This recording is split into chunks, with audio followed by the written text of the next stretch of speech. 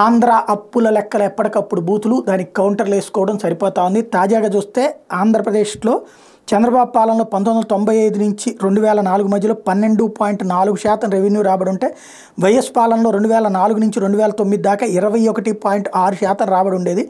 Rosia Kiran Kumar Reddy పాలనలో 2009 నుంచి 14 దాకా 14.9% ఆదాయం ఉండేది, రెవెన్యూ ఉండేది. మళ్ళీ బాబు పాలన 2014 నుంచి 19 మధ్యలో కేవలం 6% ఉంటే జగన్ పాలనలో 2019 నుంచి 2023 మధ్యలో 16.7% రెవెన్యూ ఆదాయం సంపాదించుకుని రెవెన్యూ రాబడి ఉంది. టోటల్గా చూసుకుంటే చంద్రబాబు హయాంలో అయితే ఏది లేదు అన్నది చెప్పుకుంటూ వస్తున్నారు. మరొక వైపున చంద్రబాబు పాలన చేపట్టే దిగిపోయే నాటికి మే 30, 2019లో ఖజానాలో కేవలం 100 కోట్లు ఉన్నాయి. మరుసటి రోజు జీతబత్యాలు పెన్షన్లకు 8,000 కోట్లు కావాలని అప్పు కోసం రిజర్వ్ బ్యాంకు దగ్గరికి జగన్ పరిగెత్తాలని ఆ రోజున ఈనాడు పత్రిక రాసిందని గుర్తు చేస్తున్నారు. పైగా దిగిపోతూ 40,000 కోట్ల పెండింగ్ బిల్లులు పెట్టారన్నట్టు విషయాన్ని గుర్తు చేస్తున్నారు. ఏకంగా బుగ్గన రాజేంద్రనాథ్ రెడ్డి ఈ లెక్కలు చెప్పుకుంటూ వచ్చారు.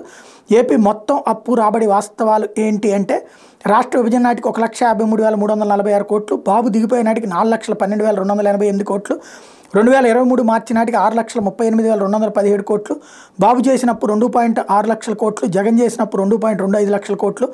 బాబు పాలనలో అప్పు వృద్ధి రేటు 22%, జగన్ పాలనలో అప్పుల వృద్ధి రేటు 12%, స్థూలోత్పత్తి జీఎస్డీపీలో అప్పు బాబు హయాంలో 7.4%, జగన్ పాలనలో 5.2%, రెవెన్యూ రాబడిలో పెరుగుదల బాబు పాలనలో 6%, జగన్ పాలనలో 16.7%, నిరుద్యోగ శాతం 2018-19లో 5.3%, 2022-23లో 4.1% అంటూ ఓవరాల్గా లెక్కలు చెప్పుకుంటూ వస్తున్నారు. ఒకసారి అదేంటో విందాం. ప్రతి ఒక్క పేదవాడిని కూడా ధనికుడు చేసే కార్యక్రమానికి శ్రీకారం చుట్టే సమయం ఆసన్నమే. సంపద సృష్టించడం తెలిసిన పార్టీ తెలుగుదేశం పార్టీ, సంపద సృష్టించడం నేర్పిన పార్టీ తెలుగుదేశం పార్టీ. ఇప్పుడు రెవెన్యూ వాస్తవానికి 1990, ఎందుకంటే ఈయన కొత్త కాదు కదా చంద్రబాబు నాయుడు గారు, పాత ముఖ్యమంత్రి, ఇంతకుముందు ఆర్థిక శాఖ మంత్రి, 40 years ఇండస్ట్రీ. సో ఈ ఇండస్ట్రీ 1999 నుంచి 2004 వరకు చూస్తే రెవెన్యూ రాబడి 12.4% పెరిగింది.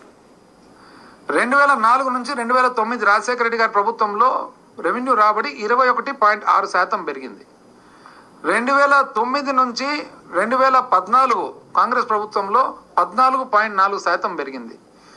2014 నుంచి 2019 అంటే చంద్రబాబు నాయుడు గారి ఇంతకుముందు గవర్నమెంట్లో 6% మాత్రమే పెరిగింది. ఈ ప్రభుత్వం వచ్చిన తర్వాత 2019 నుంచి 23 వరకు చూస్తే 16.7% పెరిగింది రెవెన్యూ రాబడి. తప్ప మాట్లాడడానికి అవుతుందండి? ఎంత వచ్చింది మనకు రాబడి ఎంత వచ్చింది అనేది మార్చడానికి అవుతుంది ఫిగర్స్. అంటే సంపద సృష్టి మా వల్లనే అన్నటువంటి విషయాన్ని ఇక్కడ ప్రధానంగా చెప్పుకొస్తున్నారు.